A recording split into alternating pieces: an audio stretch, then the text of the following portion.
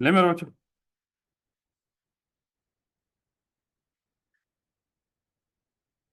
याद करें last class के अंदर हमने कंपनी की डेफिनेशन पढ़ी थी, बल्कि रिपीट की थी। सबसे पहले हमने डिस्कस किया था कि कंपनी किसको बोलेंगे। हम कंपनी सिर्फ उसको बोलेंगे जो रजिस्टर्ड हुई हो अंडर द कंपनी एक्ट 2017 या कंपनी लॉ, यानी कि इन दो कवानीन के तहत जो इदारा रजिस्टर्ड ना हो वो कभी अपने आप को कंपनी नहीं कह सकता। फिर मेरे बच्चों हमने डिस्कस किया था कि सर ये कंपनी लॉ से क्या मुराद है। तो कंपनी लॉ को भी उसने डिफाइन कर दिया था कि कंपनी लॉ कौन से हैं, वो रिपील्ड ऑर्डिनेंस या एक्ट जो जारी बात अब रिपील का मतलब यही समझ लो कि रिप्लेस हो गए हैं, उनकी जगह पे नए कवानीन आ गए। लेकिन पहले भी तो कंपनीज को रजिस्टर्ड और बनाने और चलाने के कोई कवानीन हुआ करते थे ना। वो जो पुराने कवानीन है वो सारे के सारे किसमें कवर होते हैं, कंपनी लॉ के अंदर। लेकिन मेरे बच्चे हमने फिर ये भी, अगर आपको याद हो, डिस्कस किया था कि कंपनी में होता क्या है कि मालिक होते हैं, मालिक हैं, और मालिकों ने वो कंपनी बना के, जब वो कंपनी बन जाती है अलग से एक इंसान बन जाती है। इस इंसान को किसके सपुर्द किया होता है, बोर्ड ऑफ डायरेक्टर्स के। बोर्ड ऑफ डायरेक्टर्स के ये सपुर्द होते हैं। और फिर हमने ये भी डिस्कस किया था कि मालिकों की लायबिलिटी लिमिटेड होती है। ये डायरेक्टर्स मालिकों से ही अपॉइंट होते हैं, लेकिन उसके बावजूद separation of ownership from management and control होती है, यानी कि मालिक ही चाहे डायरेक्टर बन के बैठे हों, उसके बावजूद डायरेक्टर का ओहदा अलहदा होता है और मेंबर अलहदा होते हैं। हमने डिस्कस किया था कि इस तरह का स्ट्रक्चर सिर्फ कंपनी के अंदर नहीं पाया जाता, ये कुछ और इदारों के अंदर भी पाया जाता है जो कंपनी नहीं कहला सकते अपने आप को। क्यों? ना तो वो कंपनी एक्ट में रजिस्टर्ड होते हैं, ना ही कंपनी लॉ में रजिस्टर्ड होते हैं, लेकिन स्ट्रक्चर उनका भी बिल्कुल ऐसा ही होता है। उसमें भी बनाने वाले लहदा और वो कंपनी लहदा, और वो कंपनी ना लफ्ज बोले, वो इदारा लहदा, और वो इदारा खुद से एक इंसान होता है, और उसको चलाने वाले इसी तरह डायरेक्टर्स वगैरह होते हैं, और वो डायरेक्टर मालिकों से इसी तरह लहदा होते हैं। सारा कुछ इसी तरह का होता है, लेकिन मेरे बच्चे हम उसको कंपनी नहीं कहते। तो सर फिर हम उसके लिए क्या लफ्ज बोलेंगे? तो हाँ, हमने एक एक नई टर्म मेरे बच्चे डिस्कस की थी, वो थी बॉडी कॉर्पोरेट। बॉडी कॉर्पोरेट बोल दो या कॉर्पोरेशन बोल दो, कि एक ब्रॉडर टर्म है। बॉडी कॉर्पोरेट में तीन तरह के इदारे आ रहे होते हैं। हमने डिस्कस किया था कि बॉडी कॉर्पोरेट के अंदर सबसे पहले जो कंपनी है वो कंपनी बी आती है। इसका मतलब हमने ये भी डिस्कस किया था कि कंपनी बॉडी कॉर्पोरेट भी होती है और कंपनी कंपनी भी होती है, लेकिन बाकी जो दो इदारे हैं वो सिर्फ बॉडी कॉर्पोरेट है। इनको आप कंपनी नहीं कह सकते, इनको बॉडी कॉर्पोरेट बोल दो या कॉर्पोरेशन बोल दो, इनको आप कंपनी नहीं बोलेंगे। ये मेरे बच्चों आपको पिछले लेक्चर अटेंड करने पड़ने हैं, थोड़ा सा ये हिम्मत करनी है आप लोगों ने। मेरा ख्याल है 4 लेक्चर हुए हैं पहले इससे, वो पढ़ेंगे तो मेरे बच्चे ये चीज़ें आसानी से आपको समझ आ जाएंगी। तो खैर, ये क्योंकि हम रिपीट ही कर रहे हैं अभी जो पिछली बातें थोड़ी सी पढ़ी थी। लेड़ा, तो बॉडी कॉर्पोरेट के अंदर कितनी तरह के इदारे आते हैं? तीन तरह के। एक तो कंपनी जो पाकिस्तान में रजिस्टर्ड होती है कंपनी एक्ट या कंपनी लॉ में। दूसरा हमने डिस्कस किया था पाकिस्तान के अंदर ही खास कवानीन के तहत रजिस्टर्ड होने वाले इदारे, जैसे हमने कहा था बैंक वगैरह, वो सारे हमने इंश्योरेंस मुदारबा ये सब के नाम लिए थे। इवन देन हमने कहा था आई कैप। आई कैप भी कंपनी एक्ट या कंपनी लॉ में रजिस्टर्ड नहीं होता, इसका भी अपना कानून है जिसके तहत ये 1969 का शायद वो एक्ट आपने देखा होगा, जिसके तहत आई कैप बनाया। और 51 है या 69, तो उसके तहत आई कैप बनाया और चलाया जा रहा है। यानी कि ये उसमें भी इसी तरह का स्ट्रक्चर है जिस तरह का ऊपर आपको नजर आ रहा है। लेकिन मेरे बच्चे उसको हम कंपनी नहीं बोलते, वो एक बॉडी कॉर्पोरेट है। इसी तरह हमने डिस्कस किया था जो मुल्क से बाहर इनकॉर्पोरेट होती है कंपनी, जो अपने मुल्क में कंपनी होती है, लेकिन जैसे वो हमारे मुल्क में आएगी वो यहाँ पे कंपनी नहीं कहलाएगी, यहाँ पे वो बॉडी कॉर्पोरेट या कॉर्पोरेशन कहलाएगी। यार, यहाँ पे हमने कहा था इस तरह ये तो लफ्ज लिखा हुआ है कंपनी साथ, हमने कहा था कि इसका मतलब क्या है, वो अपने मुल्क में कंपनी है, लेकिन हमारे मुल्क के अंदर वो कंपनी नहीं है। यहाँ पे वो किस में आ गई, वो बॉडी कॉर्पोरेट के अंदर। तो हमारे मुल्क में कंपनी सिर्फ किसको बोलेंगे, जो कंपनी एक्ट या कंपनी लॉ में रजिस्टर्ड हुई है। उसके अलावा हमारे मुल्क में कोई इदारा अपने आप को कंपनी नहीं कह सकता। हाँ, उसकी तरह के जो इदारे हैं वो हमने किसकी डेफिनेशन में रख दी, बॉडी कॉर्पोरेट में। लेकिन बॉडी कॉर्पोरेट में हमने कंपनी भी रख ली। तो बॉडी कॉर्पोरेट में कितने तरह के इदारे आ गए, तीन, लेकिन दो को हमने निकाल दिया था अगर आपको याद हो। हाँ, एक कोऑपरेटिव सोसाइटी, ये भी खास कवानीन के तहत बनते हैं, ये भी बॉडी कॉर्पोरेट थे, लेकिन कानून ने खुद इसको यहाँ से रिमूव कर दिया कि इसको हम बॉडी कॉर्पोरेट नहीं मानेंगे। इसी तरह हमने डिस्कस किया था कि कंपनी के अलावा कोई और, इन दोनों में से कोई और इदारा जिसको कंसर्न फेडरल मिनिस्टर कह दे कि हम इसको बॉडी कॉर्पोरेट नहीं मानते, तो उसको भी बॉडी कॉर्पोरेट नहीं मानेंगे। तो ये मेरे बच्चे सारी डिस्कशन होगी। तो उसके बाद अगर आपको याद हो, कल हमने कंपनीज की टाइप्स को पढ़ना शुरू कर दिया था। एक दफा यहाँ पे हमने सारी समझ ली थी। याद करें कि हमने डिस्कस किया था कि लाइबिलिटी के लिहाज से दो तरह की कंपनीज होती हैं, एक लिमिटेड लाइबिलिटी वाली और एक अनलिमिटेड लाइबिलिटी वाली। अनलिमिटेड लाइबिलिटी वाली हमने डिस्कस किया था, मजबूरी में बनाते हैं लोग, जहाँ पे कानून खुद मना कर दे कि इस तरह का कारोबार करने के लिए आपको लिमिटेड लाइबिलिटी अलाउ ही नहीं होगी, अनलिमिटेड ही बनानी पड़ेगी। तो इस तरह की ये रेयर कंपनी होती है, ना ही हमारे सिलेबस में इसकी कोई ज्यादा डिस्कशन है, नाम ही आएगा। हाँ, लिमिटेड लाइबिलिटी वाली होती है। मजीद हमने डिस्कस किया था कि लिमिटेड लाइबिलिटी वाली कंपनी मजीद दो तरह की हो सकती है, लिमिटेड बाय शेयर कैपिटल और लिमिटेड बाय गारंटी। तो याद होगा मेरे बच्चों को, लिमिटेड बाय शेयर कैपिटल में क्या डिस्कस किया था कि यहाँ पे एक कंपनी के शेयर होल्डर्स होते हैं, और जो शेयर होल्डर होते हैं उनकी लाइबिलिटी जितने उन्होंने शेयर्स खरीदे होते हैं वहां तक लिमिटेड होती है। यानी कि अगर किसी मिस्टर ए ने इस कंपनी के 100 रुपए के शेयर्स खरीदे और वो 100 का 100 रुपया दे दिया उसने, क्योंकि आज के दौर में तो शेयर्स आपको पता है कि हमने डिस्कस किया था फुल्ली पेड होते हैं। पुराने वक्तों में पार्शली पेड शेयर भी हुआ करते थे। जब पार्शली पेड होते थे यानी कि कुछ अमाउंट दे दी शेयर खरीदते वक्त और कुछ बाद में देने का जब लोग वादा किया करते थे, उस वक्त बाद में जब जो अमाउंट देनी थी वो देने के बाद ही लायबिलिटी लिमिटेड हुआ करती थी। यानी कि अगर 1000 के शेयर्स खरीदे, 800 दे दिया, 200 भी देने वाला है, तो 200 जब तक नहीं देंगे आपकी जान नहीं छूटेगी। हाँ, आज के दौर में हमने कहा था फुली पेड शेयर्स होते हैं। जो बंदा शेयर्स खरीदता है उसको पहले पूरी अमाउंट देनी पड़ती है। यानी कि जब 100 रुपए के शेयर्स खरीदे, 100 ही दे दिया तो रौले मुका। अब इस मिस्टर ए की कोई मजीद लायबिलिटी नहीं है। और इसकी लायबिलिटी कहां तक लिमिटेड थी? 100 तक, और 100 तो पहले पे कर चुका है जब उसने शेयर्स लिए थे। तो लिमिटेड बाय शेयर्स में हमने डिस्कस किया था लायबिलिटी कहां तक लिमिटेड होती है? शेयर कैपिटल तक। लेकिन फिर अगर आपको याद हो, कल हमने डिस्कस किया था गारंटी लिमिटेड। हमने कहा था कि गारंटी लिमिटेड कंपनी दो तरह की हो सकती है, हैविंग शेयर कैपिटल भी और नॉट हैविंग शेयर कैपिटल। अगर हम गारंटी लिमिटेड कंपनी की बात करें, गारंटी लिमिटेड कंपनी की बात करें और वो नॉट हैविंग शेयर कैपिटल हो, बिल्कुल। और यहाँ पे एक चीज थी कि अगर कोई बंदा इस कंपनी का मेंबर बनना चाहता तो उसको क्या करना पड़ेगा? हाँ, उसका प्रोसेस होगा कोई ना कोई। इसके एक तो याद रखिएगा, हमने डिस्कस किया था इस कंपनी के मेंबर्स का एक रजिस्टर होगा। इस कंपनी का कोई मेंबर है कि नहीं, उसकी निशानी क्या होगी? जिस बंदे का नाम इस रजिस्टर में आ रहा होगा वो इस कंपनी का मेंबर है। लेकिन इस रजिस्टर में नाम दर्ज कराने के लिए मेरे बच्चे कुछ प्रोसेस को फॉलो करना है। और हमने डिस्कस किया था कि ये आम कंपनियां नहीं होती इस तरह की, ये कारोबार करने वाले नहीं होते। ये कोई जिम खाने, कोई क्लब शलब, कुछ इस तरह के होते हैं जो मेंबर्स के बेनिफिट के लिए ही बने होते हैं। तो उसमें लोग क्या करते हैं, कोई शुरू के अंदर कोई रजिस्ट्रेशन फीस वगैरह पे करते हैं, उसके बाद एनुअली कोई सब्सक्रिप्शन फीस देते रहते हैं, कुछ ये एक्टिविटीज करते हैं। जैसे अगर लाहौर जिम खाना की बात करें, वहाँ पे वो रेस्टोरेंट वगैरह सारा कुछ उन्होंने बना रखा है, वहाँ पे मेंबरशिप लोग लेते हैं। वहाँ पे और एक्टिविटीज भी होती हैं, खाना पीना भी होता है। तो लोग क्या करते हैं, वो खाना पीना जब वो कर रहे होते हैं वहाँ से भी वो कमा लेते हैं, सब्सक्रिप्शन से भी कमाते हैं। जब एंट्री हो रही होती है, मेंबर बनते हैं, उस वक्त भी अच्छी खासी अमाउंट ले रहे होते हैं। अब तो करोड़ों में उसकी मेंबरशिप बिकती है, बल्कि मिलती भी। तो इस तरह का मामला होता है इसके अंदर। खैर, अब मेरे बच्चे गारंटी लिमिटेड कंपनी में अगर किसी बंदे ने कोई प्रोसेस फॉलो करके अपना नाम इस रजिस्टर में दर्ज करवा लिया तो वो क्या बन गया? इसका मेंबर। लेकिन हमने ये भी डिस्कस किया था कि जब हम इस मिस्टर ए को इस गारंटी लिमिटेड का मेंबर बना रहे होंगे, साथ ही हम क्या करेंगे, इससे एक गारंटी फॉर्म भी फिल करवाएंगे। और वो गारंटी फॉर्म क्या होगा कि भाई अब हम आपको मेंबर तो बनाने जा रहे हैं, लेकिन आप गारंटी दो कि अजीम कोई भी अमाउंट हो सकती है कि आप चले, हमने कहा था कि 1 लाख रुपया आप जब ये कंपनी वाइंडिंग अप में जाएगी, और उस वक्त वाइंडिंग अप के मौके पे तरीकाकार ये होता है, चैप्टर 12 के अंदर जाके डिस्कस करेंगे वाइंडिंग अप का मतलब ही क्या है। उसके कंपनी के एसेट्स को इकट्ठा करना और लायबिलिटीज को पे करने के बाद जो बचे मालकों में डिवाइड करना, इसको वाइंडिंग अप कहते हैं सादा अल्फाज में। यानी कि जब हम कंपनी खत्म कर रहे होते हैं, वाइंडिंग अप वही हो रही है जब खत्म करने का प्रोसेस वाइंडिंग अप होता है। जब एक्चुअली कंपनी खत्म हो जाती है उसके लिए लफ्ज बोलते हैं डिसॉल्व होगी, कंपनी खत्म होगी। जब हम खत्म कर रहे होते हैं ना, उसको बोलते हैं वाइंडिंग अप। तो वाइंडिंग अप में होता क्या है कि कंपनी के जितने एसेट्स हैं वो सारे हम इकट्ठे करके लोगों की लायबिलिटीज पे करते हैं। लायबिलिटीज पे करने के बाद जो बचे वो मालिकों को दे देते हैं। लेकिन मेरे बच्चे, ये जो गारंटी फॉर्म इसने दिया है, इन्होंने ये एक्चुअली गारंटी दी है, कल जब ये कंपनी वाइंडिंग अप में जाएगी और उस वक्त जब हम इसके एसेट से लायबिलिटीज पे कर रहे होंगे और वो उस वक्त लायबिलिटी पे करने के लिए एसेट्स कम पड़ रहे होंगे, तो ये गारंटी की अमाउंट आप अपने घर से लाके हमें जमा करवाओगे कंपनी को। तो ऐसी कंपनी जिसमें मेंबर्स की लायबिलिटी गारंटी की अमाउंट तक लिमिटेड हो, तो इस तरह की कंपनी को हम कह रहे थे ये क्या है? गारंटी लिमिटेड कंपनी है। और ये वाइंडिंग, ये जो लायबिलिटी, ये जो गारंटी वाली अमाउंट आपने कब ला के देनी है? हाँ, कंपनी की जिंदगी में नहीं ला के देनी, जब वो खत्म हो रही होगी उस वक्त ला के जमा करवानी। और वो भी तब जमा करवानी है अगर लायबिलिटीज पे करने के लिए एसेट्स कम पड़ रहे हैं। उसके बाद हमने डिस्कस किया था कि इस तरह की जो गारंटी लिमिटेड कंपनी है वो हैविंग शेयर कैपिटल भी हो सकती है। यानी कि गारंटी भी है और हैविंग शेयर कैपिटल भी है। तो फिर इस बंदे ने क्या किए होंगे? शेयर्स भी खरीदे होंगे, गारंटी भी दी होगी। शेयर्स की तो जब उसने खरीदे होंगे, शेयर्स की अमाउंट तो तभी पे कर दी होगी। मान लो कि 1000 के शेयर्स खरीदे और उस 1000 की अमाउंट तो तभी पे कर दी उसने। लेकिन ये जो गारंटी की अमाउंट, ये कब ला के जमा करवाएगा? वाइंडिंग अप के मौके पर। तो हमने डिस्कस किया था कि लायबिलिटी के लिहाज से दो तरह की कंपनी होती है, लिमिटेड बाय शेयर कैपिटल और लिमिटेड बाय गारंटी। उसके बाद मेरे बच्चे मजीद हमने डिस्कस किया था कि एक तो लिमिटेड बाय गारंटी हमेशा कौन सी कंपनी होती है? पब्लिक। ये कभी प्राइवेट नहीं होती, ये पब्लिक कंपनी ही होती है, क्योंकि प्राइवेट कंपनी में मेंबर की तादाद 4 से ज्यादा नहीं होती। और ये तो मेंबर्स ने अपने बेनिफिट के लिए बनाई होती है, और मेंबर की सब्सक्रिप्शन से और मेंबर्स की वो रजिस्ट्रेशन से वहीं से पैसा आता है इसको। जितने मेंबर बढ़ते जाएंगे इसकी फीस बढ़ती जाएगी या इसकी कमाई बढ़ती जाएगी। तो इसमें मेंबर, और 50 तक अगर लिमिट लगा दी हमने प्राइवेट कंपनी में जैसे होता है, फिर तो मेंबर बढ़ेंगे नहीं इसके। इसलिए मेरे बच्चे हमने डिस्कस किया था कि गारंटी लिमिटेड कंपनी हमेशा ही क्या होती है? ये पब्लिक कंपनी होती है। हाँ, लिमिटेड बाय शेयर कैपिटल, ये हमने डिस्कस किया था, प्राइवेट भी हो सकती है और पब्लिक भी हो सकती है। और यहाँ पे हमने डिस्कस किया था कि पब्लिक कंपनी की डेफिनेशन क्या है।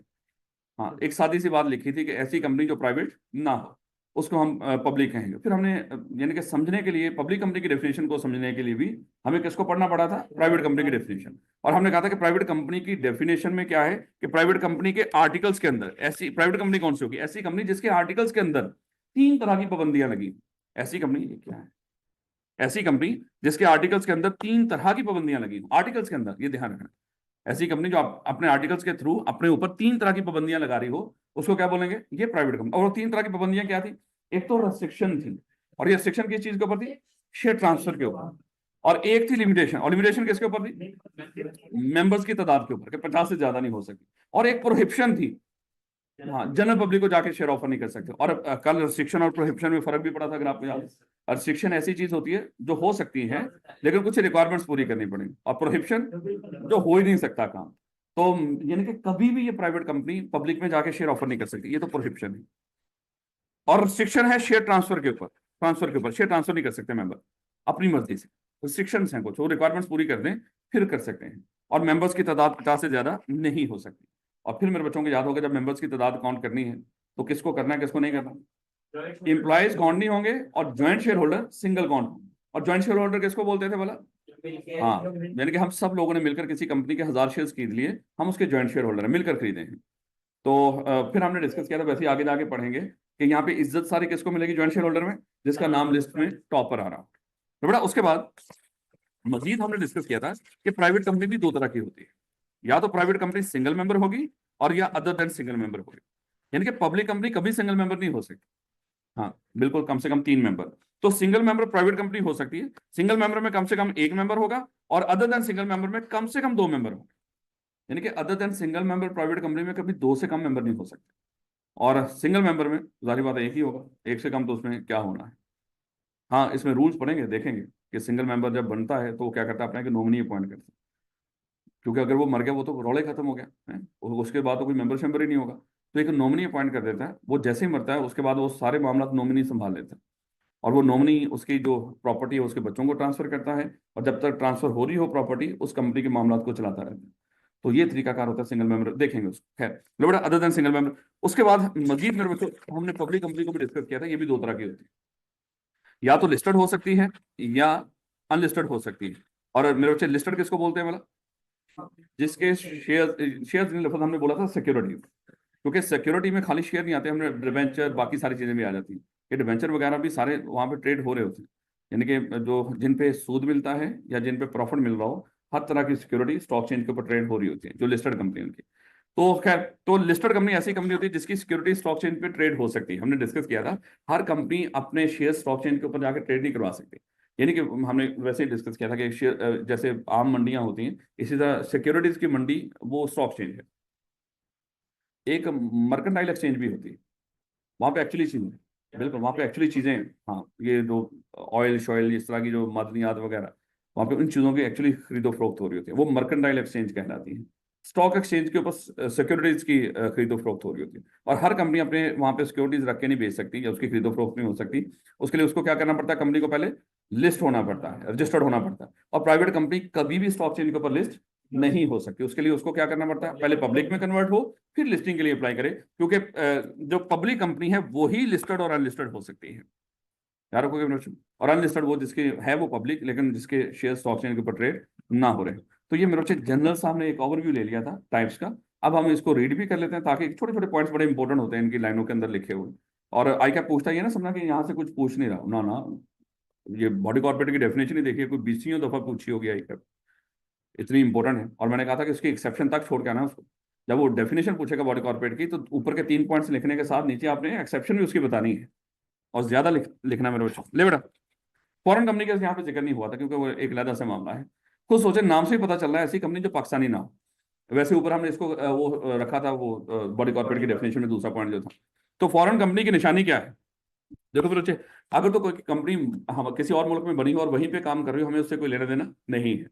लेकिन अगर किसी और मुल्क में कोई कंपनी इनकॉर्पोरेट होकर हमारे मुल्क में एंटर होगी, हमें उससे लेना देना है। ऐसी कंपनी जो हमारे मुल्क में ना बनी हो, किसी और मुल्क में रजिस्टर्ड हुई हो, और वो पाकिस्तान में आ जाए, तो उसके लफ्ज क्या बोलेंगे? Foreign company. अब आप बोलेंगे सर इसको फॉरेन कंपनी क्यों बोल रहे हैं, कंपनी तो इसको बोल ही नहीं सकते भाई। अब आप अल्फाज यूज करने हैं, अब इंटरचेंजेबली समझ लिया हमने पीछे कि किसको कंपनी बोलना है, किसको नहीं बोलना। अब वैसे लफ्ज कंपनी कॉर्पोरेशन आप इंटरचेंजेबली बोल दिया करते हैं, ये गलतुल आम है। जैसे बैंक भी कंपनी बोल दिया करते हैं, डिस्कस किया था, इंश्योरेंस को भी कंपनी बोल दिया करते हैं, फलाने को भी कंपनी बोलते हैं। इंश्योरेंस वालों तो बकायदा लिखा होता है इंश्योरेंस कंपनी की तरफ से आया हूं, वो बंदा भी आगे कह रहा होता है, हालांकि वो झूठ बोल रहा है, वो इंश्योरेंस कंपनी होती ही नहीं कंपनी। तो वो पढ़ लिया हमने, तो समझ लिया कि उसको हम कंपनी क्यों नहीं मानते, क्योंकि कंपनी एक्ट या कंपनी लॉ में रजिस्टर्ड नहीं होती। खैर, कह रहा कि फॉरेन कंपनी, वो अपने मुल्क में तो कंपनी होगी, means any company our body corporate incorporated outside Pakistan. देखो, उनके मुल्कों के अंदर भी बॉडी कॉर्पोरेट्स होती होंगी, यानी कि कंपनी के अलावा उनके मुल्कों में भी स्टैट्यूटरी बॉडीज भी होती होंगी, और इसी तरह कोई और इदारा भी इस तरह का होगा जो बॉडी कॉर्पोरेट कहलाता होगा। जिस तरह हमारे मुल्क में कंपनी भी है और बॉडी कॉर्पोरेट भी। तो कोई बाहर के मुल्क वालों की कोई कंपनी या उनकी बॉडी कॉर्पोरेट जो मुल्क से बाहर इनकॉर्पोरेट हुई है हमारे मुल्क से, which has a place of business और लाइसेंस ऑफिस इन पाकिस्तान। हम क्यों पढ़ रहे हैं यहाँ पे? क्योंकि वो पाकिस्तान में आ गए, उन्होंने यहाँ पे कोई प्लेस ऑफ बिजनेस बना ली, उन्होंने यहाँ पे भी कोई कारोबार खोल लिया, या कोई लाइसेंस ऑफिस जिसको राब्ता ऑफिस कहते हैं, जिस तरह होता ना, वो हमारी एमक्यूएम है, उसकी एक कमेटी होती है, राब्ता कमेटी। तो वो हमेशा वो एक उनका एमक्यूएम लंदन है, एक एमक्यूएम पाकिस्तान है, उसमें फिर एक दरमियान में राब्ता कमेटी है, उसकी बड़ी अहमियत होती है। तो खैर, तो यहाँ पे मोस्टली यहाँ पे लाइसेंस ऑफिस ही हैं, बड़े बड़े सारे इस तरह बड़े बड़े वो हैं मल्टीनेशनल कंपनी जिनके लाइसेंस ऑफिस यहाँ पे हैं। वो वैसे नज़र नहीं आते, लेकिन जिस तरह ये उबर, क्रीम श्रीम, ये सारे हैं, वही ना इस तरह के, तो इनके लाइसेंस ऑफिस तो होते हैं, एटलीस्ट यहाँ पे काम भी कर रहे हैं। लेकिन वो अगर कोई मसले मसाइल हो तो कोई ना कोई तो ऑफिस होता होगा ना, जहाँ से लोग जाके सारा डिस्कस कर रहे होते हैं। या तो प्लेस ऑफ बिजनेस हो यहाँ पे, या licence office in Pakistan, whether by itself और थ्रू एन एजेंट, यानी कि वो कंपनी खुद आ जाए या अपने किसी एजेंट के जरिए आ जाए। होता ना कोई कंपनी खुद नहीं आती, उसने किसी को वैसे ही अपना कोई फ्रेंचाइज वगैरह इस तरह ये एजेंट, इस तरह तो अपने एजेंट्स के जरिए भी आ सकती है वो कंपनी, या वो खुद आ जाए यहाँ फिजिकली और थ्रू इलेक्ट्रॉनिक मोड। क्योंकि आज के दौर में तो आपको इलेक्ट्रॉनिकली बड़ी सारी ऐसी कंपनियां जो पाकिस्तान में काम कर रही हैं, लेकिन उनका फिजिकली शायद यहाँ पे कोई वजूद ना हो। हाँ, कोई थोड़ा बहुत लाइसेंस ऑफिस हो सकता है उनका, अमेजोन के ऊपर भी लोग यहाँ पे भी बथेरा वो कर रहे हैं, बाकी है ही है ना थोड़ा बहुत कारोबार, तो इस तरह की चीज़ें कर ही रहे हैं, ये जैसे ये इन ड्राइव वगैरह ये सारा कुछ है। तो एक्चुअली अगर देखा जाए फिजिकली यहाँ पे ये एग्जिस्ट नहीं करते, लेकिन कम से कम ये ऑनलाइन इनके यहाँ पे ये सारे एप्लीकेशन ही हैं जो चलाते हैं, या वो कोई राब्ता ऑफिस होता है। तो अगर वो पूछ ले पेपर के अंदर, क्योंकि अभी तक इसने पूछा नहीं, जबकि ये ऐड हुआ ये फॉरेन कंपनी की डेफिनेशन ड्यू है। तो फॉरेन कंपनी किसको बोलेंगे? ऐसी कंपनी या बॉडी कॉर्पोरेट जो पाकिस्तान में इनकॉर्पोरेट ना हुई, लेकिन पाकिस्तान के अंदर या तो उसका प्लेस ऑफ बिजनेस हो, या कोई लाइसेंस ऑफिस हो, या खुद का हो, या किसी एजेंट के थ्रू हो, फिजिकली हो या इलेक्ट्रॉनिकली। उसके बाद या conduct any business activity in Pakistan in any other manner. Actually देखो, कभी जब फिजिकली कारोबार हुआ करते थे, लोगों ने कभी सोचा ही नहीं था कि ऑनलाइन कारोबार भी होंगे। तो कानून ना थोड़ा सा आगे फ्यूचर को भी कवर करने की कोशिश कर रहा होता है, कि कोई भी कंपनी जो मुल्क से बाहर बैठ के पाकिस्तान में चाहे फिजिकली कारोबार कर रहे हो कि या इलेक्ट्रॉनिकली, वो सोच रहे हैं शायद जिस तरह टेक्नोलॉजी चेंज होती जा रही है, आगे पता नहीं कौन सा नया तरीका ढूंढ लेंगे ये है, इलेक्ट्रॉनिक से हटके कोई और तरीका कार भी हो सकता है। उसने लफ्ज लिख दिया एनी अदर मैनर, कोई भी और तरीका हो, इलेक्ट्रॉनिकली फिजिकली के अलावा किसी भी तरीके से पाकिस्तान में कोई कारोबार कर रहा हो, कोई और जो मर्जी तरीका ढूंढ के ले आए, वो भी मेरे चाहिए पाकिस्तान के अंदर वो इदारा क्या कहलाएगा? Foreign company. याद रखोगे? तो ये सिंपल सी बात है, फॉरेन कंपनी की डेफिनेशन मेरे बच्चे इसको याद करना है, अहम है। नहीं बेटा, अब जितना आपने ऊपर पढ़ा था उसको दोबारा सिर्फ रीड करते जाना जल्दी जल्दी। कंपनी लिमिटेड बाय शेयर्स, याद है ना? मिस्टर ए, ये सीएफई लिमिटेड है, और ये हैविंग शेयर कैपिटल है। मिस्टर ए ने अप्लाई किया 100 शेयर्स के लिए, और 10 रुपए का एक शेयर है। टोटल अमाउंट कितनी बनी? 1000। इसने 1000 रुपया पे कर दिया, और इसको 100 शेयर सीएफई ने दे दिए। अब मेरे बच्चे, कल अगर सीएफई डूब जाता है, इसके सर पे करोड़ों अरबों की लायबिलिटी है, क्या मिस्टर ए से कोई पैसा मांगा जाएगा? कोई पैसा नहीं मांगा जाएगा। उसने क्या कंपनी को कोई पैसे देने हैं? अभी तो नहीं देने। हाँ, देने थे, उसने जितने शेयर्स खरीदे थे वो पहले दे दिए उसने। हाँ, अगर पार्शली पेड शेयर होते इसके पास, हाँ, अगर इसने 1000 में से 500 पे कर दिया था, और 500 भी पे करने वाला था, और कंपनी वाइंडिंग में चलेगी, फिर हम इससे मांगेंगे कि सर वो रिमेनिंग पे करें। हम जब रिमेनिंग पे कर देंगे, फिर मजीद आपसे नहीं मांगे, नहीं मांगेगा, और ना मांग सकते हैं, क्योंकि आपकी लाइबिलिटी कहां तक लिमिटेड है? 1000 के अमाउंट तक। याद रखोगे मेरे? लिमिटेड बाय शेयर कैपिटल, यही हमने पढ़ा था। Company limited by share means a company having the liability of its members limited by the memorandum to the extent of amount if any remaining unpaid on the shares of respectively। अब देखो, ये partially paid के लिहाज से आपको definition बता, अगरचे आज के दौर में पार्शली पेड शेयर नहीं होते, लेकिन जब वो डिफाइन कर रहा है ना, तो इस तरह बता रहा है कि ऐसी कंपनी जिसमें मेमोरेंडम ये बात कर रहा हो कि मेरे मेंबर्स की लायबिलिटी, जितने शेयर्स उन्होंने लिए हैं और उन शेयर्स के ऊपर जितनी अमाउंट अभी तक अनपेड है, वहां तक लिमिटेड है। यानी कि अगर किसी बंदे ने मेरे 1 लाख रुपए के शेयर्स खरीदे और अभी तक उसने 80,000 पे कर दिए, तो जस्ट उसे मजीद 20,000 पे करना है। याद रखोगे इस बात को? तो 20,000 तक उसकी लायबिलिटी लिमिटेड है, मजीद उससे आप कोई अमाउंट नहीं मांग सकते, चाहे जितनी मर्जी कंपनी के ऊपर लायबिलिटीज हो। याद रखोगे? ये जो डिफाइन कर रहा है, ये किस लिहाज से डिफाइन कर रहा है? पार्शली पेड शेयर्स के लिहाज से, कि लायबिलिटी अगर देखो जब पे करते फिर तो आपकी लायबिलिटी रही नहीं। अगर आपने शेयर्स खरीदे उसकी सारी अमाउंट पे कर दी है फिर तो आपकी कोई लाइबिलिटी नहीं रही। लेकिन अगर आपने शेयर्स खरीदे उसकी कुछ अमाउंट दे दी, कुछ अभी देने वाली है, फिर तो जाहिर बात है मेरे रिमेनिंग अमाउंट तो आपको देनी पड़ेगी। तो लेकिन रिमेनिंग अमाउंट भी उतनी ही देनी पड़ेगी जितनी अनपेड है, उससे ज्यादा नहीं कंपनी आपसे मांग सकती। कंपनी ये नहीं कह सकती सर अरबों की लाइबिलिटी है। जैसे आप 500 रुपए के जाके नेस्ले के शेयर्स खरीद लो और कल नेस्ले डूब गया, उसके सर पे खरबों की लाइबिलिटीज है। तो ये नहीं कि आपने भी 500 के शेयर्स खरीदे थे अब आपसे भी अरबों मांगेंगे वो। नहीं, आपने जितने 500 के शेयर्स की जितनी अमाउंट बनती थी अगर वो दे दी है ठीक, अगर अभी अनपेड है तो वो अनपेड अमाउंट मांगेंगे सिर्फ, क्योंकि आपकी लाइबिलिटी सिर्फ वहीं तक लिमिटेड थी। क्या रखोगे मेरे बच्चों? पूछेगा नहीं डेफिनेशन, ना कभी पूछी उसने, बच्चों वाली बात है, लेकिन फिर भी लेकिन फॉरेन कंपनी की डेफिनेशन इंपॉर्टेंट है। कहता है कि मोस्ट बिजनेस जो पाकिस्तान में इनकॉर्पोरेट होते हैं मेरे बच्चे वो कंपनीज लिमिटेड बाय शेयर्स ही होती हैं। इसका फायदा क्या होता है कि is that the company is able if the shareholders approve to raise additional capital by issuing new share. यही हमने बचपन में डिस्कस किया कि कंपनी को जब जब पैसों की जरूरत हो, आई 2 बी चैप्टर 4, तो वो उधार ले सकते हैं, रिटेन अर्निंग यूज कर सकते हैं, या वो शेयर इशू करके पैसा इकट्ठा कर सकते हैं। ये ऑप्शंस हुआ करते हैं, या उधार पे चीजें भी एक ही बात है उधार। तो ये मेरे बच्चे उसमें ये यही था वो कि शेयर्स अगर पड़े हुए, याद है अभी हमने डिस्कस किया था शुरू के अंदर कि कंपनी बनाने वाले कंपनी बनाते वक्त ही सोचते हैं इस कंपनी को पूरी जिंदगी में कितना पैसा चाहिए होता है। जैसे हमने अज्यूम किया था कि कंपनी है हम बनाने जा रहे हैं उसको पूरी जिंदगी में लाख रुपया चाहिए, तो हमने क्या किया था इस लाख रुपए को 10-10 रुपए के 10,000 टुकड़ों में डिवाइड करके रख लिया था। ये 10,000 टुकड़े एक्चुअली क्या है? शेयर्स। लेकिन शुरू के अंदर ये नहीं कि 10 के 10,000 शेयर्स हम बेच देंगे और पैसा सारे इकट्ठा कर लेंगे। हमने कहा था कि शुरू के अंदर हो सकता है सिर्फ हमें 20,000 से कारोबार शुरू हो जाए, तो इस 10,000 में से कितने शेयर्स बेचेंगे? 2,000। 8,000 अभी भी पड़े हुए, उसके बाद जब जब जरूरत पड़ती जाएगी 8,000 में से बेचते जाए, बेचते बेचते जब वो सारे बिक जाएंगे अब मजीद आपके पास शेयर्स हैं नहीं, आप इशू नहीं कर सकते। हाँ, आगे जाके चैप्टर 5 के अंदर पढ़ेंगे इस शेयर्स की तादाद और ये जो कैपिटल है आप इसको इंक्रीज भी कर सकते हैं, वो तरीकाकार पढ़ेंगे उसमें। याद रखोगे मेरे बच्चों? तो बेटा लिमिटेड बाय गारंटी बातें वही हैं जो हमने वैसे डिस्कस की, अब जरा रीड कर लो। कहता है limited by guarantee means a company having the liability of its member limited by the memorandum to such amount, क्योंकि ये क्लॉज मेमोरेंडम के अंदर पढ़ेंगे चैप्टर 2 के अंदर मेमोरेंडम की क्लॉजेस। मेंबर्स की लायबिलिटी लिमिटेड है या लिमिटेड, ये मेमोरेंडम के अंदर लिखी होती है। अगर लिमिटेड हो मजीद लिमिटेड बाय गारंटी है या शेयर कैपिटल की मेमोरेंडम के अंदर ही ये बात लिखी होती है। और अगर लिमिटेड बाय गारंटी हो मजीद कितनी अमाउंट की गारंटी हमारे मेंबर्स देंगे वो मेमोरेंडम के अंदर ही सारी बातें लिखी होती है। इसलिए लफज ये बार बार बोल रहा है कि मेमोरेंडम के लिहाज से जो लायबिलिटी लिमिटेड हो गई। खैर कह रहा limited by guarantee means a company having the liability of its member limited by memorandum to such amount as the member may respectively thereby undertake, यानी कि वो जो वादा कर रहे होते हैं, अंडरटेक होता है कि जैसा होता है ना हलफ देना, कि जो मेंबर बनते वक्त हलफ दे रहे होते हैं, अंडरटेकिंग दे रहे होते हैं to contribute to the assets of the company. याद है हमने डिस्कस किया था जब कंपनी खत्म कर रहे होते हैं वो सारे एसेट्स इकट्ठे करके रखे होते हैं। लेकिन लाइबिलिटीज देखते हैं लाइबिलिटीज का ढेर ज्यादा है, वो ज्यादा पे करनी है, एसेट्स कम पड़ रहे हैं। तो वहां पे फिर हम इनकी तरफ देखते हैं जो जो मेंबर्स हैं कि भाई जितनी जितनी आपने गारंटी दी थी इन एसेट्स में कंट्रीब्यूट करो ताकि इतनी ज्यादा लाइबिलिटीज हम पे कर सकें। thereby undertake to contribute to the assets of the company in the event of its being wound up, यानी कि गारंटी की अमाउंट सिर्फ कब ला के देनी है? वाइंडिंग अप के मौके पे, उससे पहले नहीं। एक कंपनी लिमिटेड बाय गारंटी मे और may not have a share capital, ये भी हमने डिस्कस किया था, या तो हैविंग शेयर कैपिटल होगी या not having share capital. Liability of member of company limited by guarantee not having share capital, अगर तो शेयर कैपिटल है ही नहीं तो फिर कहां तक लिमिटेड होगी उसकी लायबिलिटी? जितनी गारंटी दी होगी, फिर तो शेयर्स है नहीं। लेकिन अगर शेयर्स भी हो the liability of member of limited by guarantee having share capital is restricted कहां तक होगी? amount of guarantee as mentioned in memorandum in addition to unpaid amount on shares, यानी कि जो शेयर्स लिए अगर तो उसके ऊपर कुछ रहता है अभी पे करने वाला वो भी पे करेगा और मजीद गारंटी वाली अमाउंट। लेकिन अगर शेयर्स की अमाउंट सारी पे कर दी इट्स ओके, सिर्फ गारंटी की अमाउंट देगा। ऐसे ना मेरे बच्चों थोड़ी बहुत समझ आ रही है इस तरह की बात,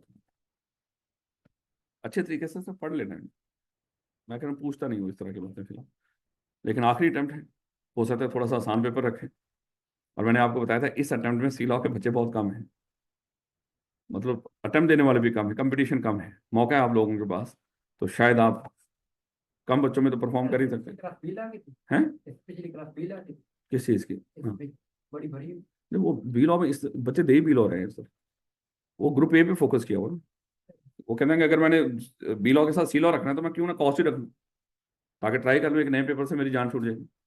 तो इसलिए हमने पहली क्लास में इस तरह सारा समझा दिया था। पहली क्लास के बाद कई बच्चे तो फिर उसी वक्त नहीं आए, तो उन्होंने कहा कि बात तो सही है, गोली मारो है अपना ग्रुप ए पास कर लो, अगर 4 हो सकते हैं तो आप एक्चुअली 4 नहीं होंगे, वो आपके 5वां पेपर भी चला जाएगा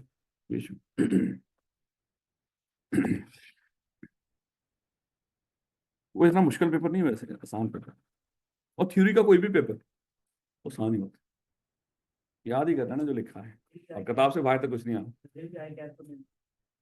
तो उसको कोई ये भी नहीं कह सकता प्रैक्टिकल है, फलाना है, फलाना है। वो तो आगे पाकिस्तान में अभी उस माहौल की बात हो रही होगी जो 15-20 साल बाद आए, क्योंकि हम आईटी में तो 50 साल पीछे हैं दुनिया से। और मजे की बात है, आईटी के ऊपर कोई सेमिनार करना हो, आई कैप ने कोई चीज बतानी हो आईटी को, वो पुराने पुराने बाबे आके बता रहे होते हैं। चैट जीपीटी से इधर उधर से सीखा और आके बोल दिया। ये माशाल्लाह हमारा लेवल होता है। ये नहीं, हर जगह पे मोस्टली ऐसे ही होता है। बुजुर्ग लोग किसी को आगे आने नहीं देते। उन्होंने कराना, उन्होंने कहना लै मेरा रौला ही को नहीं, मैं गल कर दांगा, वो कर देते हैं, गल ही करनी। फिलहाल तो हम आईटी के साथ ये खिलवाड़ हो रहा है। एक्चुअली तो यहाँ पे है कुछ। ले बेटा जरा देखिए, अनलिमिटेड लाइबिलिटी वाली कंपनी कहता है कि means a company not having any limit on the liability of its member, यानी कि लिमिट नहीं है, अनलिमिटेड है। जितनी लाइबिलिटीज होंगी पार्टनरशिप की तरह मेंबर्स को घर से लाके पूरी करनी पड़ेंगी। उसके बाद कहते हैं फायदा क्या है, नॉर्मल कंपनी वाले इसको फायदे मिलते हैं, except that the liability of its member is not limited. यानी कि ये फिर लोग ऐसी कंपनी बनाते क्यों हैं? हमने डिस्कस किया था, वो शायद लाइबिलिटी सिर्फ लिमिटेड नहीं है, लेकिन बाकी जो कंपनीज को फायदे मिलते हैं वो फायदे वो हासिल करना चाह रहे हैं, तो चले हमें बेनिफिट हो जाएगा। In practical unlimited companies are fairly rare, और रेयर चीज आपको पता रेयर ही होती है, और but are sometime used by partnership style businesses, जो हमारे मुल्क में भी आए ही नहीं। लिमिटेड लाइबिलिटी पार्टनरशिप बी आई2बी में पढ़ा था ना आप? हाँ, वो अभी है नहीं, किताबों में आ गई है। कॉपी पेस्ट कर लेते हैं यहाँ पे, कोई भी चीज पढ़ा देते हैं। प्रैक्टिकल है, प्रैक्टिकल है। नहीं बेटा, types of company private versus public. बेटा single member company, private company को पहले बताने जा रहा है। प्राइवेट कंपनी दो तरह की थी अगर आपको याद, सिंगल और अदर देन सिंगल। तो सिंगल मेंबर कंपनी मेरे बच्चे, उसका नाम इस तरह लिखा होगा जैसे सीएफई एसएमसी प्राइवेट लिमिटेड। कहता है single member company means a company which has only एक मेंबर, और it is company which consist of a single member is also director of the company. सारी बात, अकेला बंदा अपने वो पूरे जिसको कहते हैं ना कि इख्तियारात के साथ उस कंपनी को चलाना चाह रहा है, तो वही मेंबर, क्योंकि मेंबर ही हमेशा डायरेक्टर बनते हैं, तो 4 एक्सेप्शंस के। अब छोटी सी कंपनी है, वो अपने पता नहीं वो कितना के कारोबार खोल के बैठा होगा बेचारा, है कोई दुकान कोई रेडी शेडी लगाई होगी उसने, इतना भी नहीं वैसे होता, ये तो ज्यादा एग्जैजरेट कर दिया मैंने। तो कोई छोटा मोटा कारोबार होता है, इसमें ये थोड़ी करेगा वो मेंबर है वो डायरेक्टर बाहर से लाके अपॉइंट करेगा, तो खुद ही डायरेक्टर बन के बैठा होता है। क्योंकि पहली रिक्वायरमेंट ही क्या है कानून की, कि डायरेक्टर हमेशा कौन होना चाहिए, मेंबर ही होना चाहिए, नॉन मेंबर डायरेक्टर नहीं बन सकता, स्वाय 4 एक्सेप्शन के। वो एक्सेप्शन पढ़ेंगे जाके चैप्टर नंबर 3 के अंदर। कहता है these companies are govern by special rules, यानी कि ये कंपनी एक्ट के रूल्स इस पर अप्लाई नहीं होते, इसको बनाने और चलाने के रूल्स सिंगल मेंबर कंपनी के रूल्स अलग होते हैं। In these companies SMC private limited is added, नाम के साथ ये वर्ड ऐड कर दिया जाता है। ये याद रखोगे ये लाइन भी, इनके स्पेशल रूल्स होते हैं, ये कंपनी एक्ट वाले रूल्स के तहत नहीं, इनके अपने कुछ रूल्स बनाए होते हैं। बेटा प्राइवेट कंपनी, ये वो डेफिनेशन है, अदर देन एसएमसी, वो 2 मेंबर्स वाली कम से कम प्राइवेट कंपनी। ये वो मेरे 3 पॉइंट्स आप, और इंतहाई इंपॉर्टेंट। कहता है कि private company means a company which bye it's articles, यानी कि ये जो पाबंदियां ये कहां पे लगी हुई थी, आर्टिकल्स के थ्रू। आर्टिकल्स में ये बात लिखी होती है कि ये वाली company restrict the right to transfer its share, अपने मेंबर्स के शेयर ट्रांसफर के राइट्स को रेस्ट्रिक्ट कर रही है, उसको महदूद कर रही है। यानी कि पब्लिक कंपनी की तरह ये नहीं कि जब जैसे दिल करे अपने शेयर्स बेच दो, जैसा हमने बचपन में डिस्कस किया था ना, एक कोनरशिप और पार्टनरशिप। हमने कहा था कि कोनरशिप के अंदर अगर कोई बंदा मालिक हो, वो अपना जो होता है ना कि अपना शेयर वो जैसे मर्जी किसी को बेच दे, किसी से पूछने की जरूरत नहीं होती। लेकिन पार्टनरशिप के अंदर अगर कोई बंदा अपने आप को बीच में से निकाल के अपनी जगह पे किसी और बंदे को पार्टनर ऐड करना चाहता, पिछले सारे लोगों से पूछने की जरूरत नहीं, पहले सबसे इजाजत लेगा, सारे मानेंगे तो तब वो बीच में से निकल सकता, अपनी जगह पे नहीं आएगा। वैसे समझा रहा हूं आपको। सेम उसी तरह मेरे बच्चे यहाँ पे किसी भी शेयर होल्डर के पास एब्सोल्यूट राइट नहीं होता जब चाहे अपने शेयर्स आगे भेज दे, उसके ऊपर कुछ रिस्ट्रिक्शंस होती हैं, और मैंने आपको वजह बताई थी कि इसमें मेंबर्स की तादाद 50 से ज्यादा नहीं हो सकती। अगर मेरे पास 1 लाख शेयर हैं और आगे मैं 200 बंदों को भेज दूं थोड़े थोड़े करके, मेंबर्स कहाँ के कहाँ चले जाएं, इसलिए मेरे बच्चे इसके ऊपर कुछ रिस्ट्रिक्शंस होती हैं। तो एक तो शेयर ट्रांसफर के ऊपर रिस्ट्रिक्शन है, हो सकते हैं लेकिन रिस्ट्रिक्शंस के थ्रू। उसके बाद हमने डिस्कस किया था limits the number of its member to 50। अब एक पॉइंट तो यहां तक कंप्लीट हो जाता है वैसे, कि ये लिमिट कर देती है प्राइवेट कंपनी अपने मेंबर्स की तादाद 50 तक, यानी कि 50 तक हो सकते हैं, इससे ज्यादा नहीं हो सकते, including person who are in the employment of the company, sorry including not including, totally change हो गया सिर्फ एक लफ्ज कि एम्प्लॉय भी काउंट होंगे, हालांकि एम्प्लॉय काउंट नहीं होंगे, यानी कि जब मेंबर्स काउंट कर रहे हो, एम्प्लॉय काउंट, हाँ फिर हमने डिस्कस किया अगर एम्प्लॉय के पास शेयर्स भी हो तो ये नहीं कि हमने काउंट करना ही नहीं, कसम ही खा लिया आपने कि एम्प्लॉय है चाहे शेयर्स भी हैं, हमने इसको काउंट नहीं करना, वो काउंट होगा, हर शेयर होल्डर तो काउंट हो गई, एम्प्लॉय काउंट नहीं होंगे। एंड यानी कि इन सबके साथ एंड एंड है, यानी कि तीनों की तीनों कंडीशन पूरी होना प्राइवेट के लिए जरूरी है। और का मतलब होता है चाहे ये पूरी हो जाए चाहे ये कंडीशन पूरी हो जाए, सबका पूरा होना जरूरी है। खैर, एंड प्रोहिबिट्स, मना करते हैं सिरे से ही any invitation to the public to subscribe for the shares और डिबेंचर ऑफ द कंपनी, क्योंकि इसको मना किया गया था, ये कभी भी पब्लिक को इन्वाइट नहीं करेंगे कि आए हमारे शेयर्स खरीद लें। पब्लिक को क्यों इन्वाइट नहीं कर सकते? बंदे 50 तक से ज्यादा नहीं हो सकते और बुला रहे हो पब्लिक को, गलत हो जाएगा ना। तो फायदा ही क्या पब्लिक को, धोखा देना है उनको, बुला के बेचारों को, इतनी दूर दूर से आ रहे होंगे बेचारे, अप्लाई कर रहे होंगे। तो इसलिए ये कंपनी प्रोहिबिशन है, कभी भी किसी भी सूरत में, कोई एक्सेप्शन है ही नहीं इसकी, कि कंपनी कभी भी अपने शेयर या डिबेंचर कोई भी अपनी सिक्योरिटी बेच रहे हो, ये पब्लिक को नहीं इन्वाइट करेंगे कि आने हमारा। पब्लिक इन्वाइट करने का मतलब क्या, जनरल पब्लिक को कोई इश्तेहार दे देना, अखबार में टीवी पे चला देना, आए हमारे शेयर्स की, ये कभी भी नहीं कर सकते। फिर हमने डिस्कस किया था ये शेयर कैसे ऑफर करते हैं, वाला प्राइवेट प्लेसमेंट करते हैं, प्राइवेट ऑफरिंग करते हैं, लोगों के पास जा जाके उनको कन्विंस करते हैं। नहीं बेटा, प्रोवाइडेड दैट, इसका मतलब ये क्या है, एक्सेप्शन। कहता है कि वेयर टू और मोर पर्सन होल्ड वन और मोर शेयर्स, अगेन ये एक्सेप्शन इससे रिलेट करती है लिमिट के साथ, मेंबर्स की लिमिट। कहता है कि दो या दो से ज्यादा लोग कॉमनली जॉइंटली शेयर्स ऑन करते हैं। बड़ा देखिएगा, अगर दो या दो से ज्यादा लोग ज्वाइंटली कंपनी के शेयर्स ऑन करते हो, मिलकर उस कंपनी के कुछ लोगों ने मिलकर शेयर्स खरीदे हो, they share for the purpose of this definition, यानी कि बंदे कौन करते हुए डेफिनेशन के लिहाज से वो क्या ट्रीट होंगे, वो सिंगल मेंबर अकाउंट होंगे। यानी कि अगर 10 लोगों ने उस कंपनी के लाख शेयर खरीद लिए हैं, वो 10 बंदे काउंट नहीं होंगे, जब बंदे काउंट होंगे मिलकर अगर खरीदे होंगे तो वो क्या काउंट होंगे, वो सिंगल मेंबर अकाउंट होंगे। ये एसएमसी में भी applicable होती एसएमसी में नहीं, है या jointly एक यहीं पे अगर इस तरह की बात हो एसएमसी में, फिर तो ठीक हो गया ना। फिर हम सारे मान लो कि उस कंपनी के मिलकर ही शेयर खरीदेंगे, है सबने मिलकर खरीद लिया, हम कहेंगे हमें एक ही काउंट करो, ये तो धोखा देने वाली बात है, उसमें मेंबर ही एक हो, वहां पे इस तरह का मामला नहीं होगा।